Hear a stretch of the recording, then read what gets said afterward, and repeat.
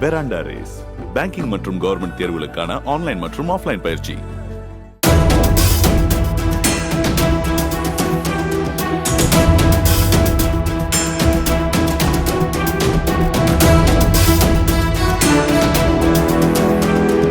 திருச்சி மாவட்டம் லால்குடியை அடுத்த காணக்கிளியநல்லூரில் கல்லூரி மாணவர் ஒருவர் நண்பர்களுடன் கிணற்றில் குளிக்கச் சென்று நீரில் மூழ்கி பலியானார்.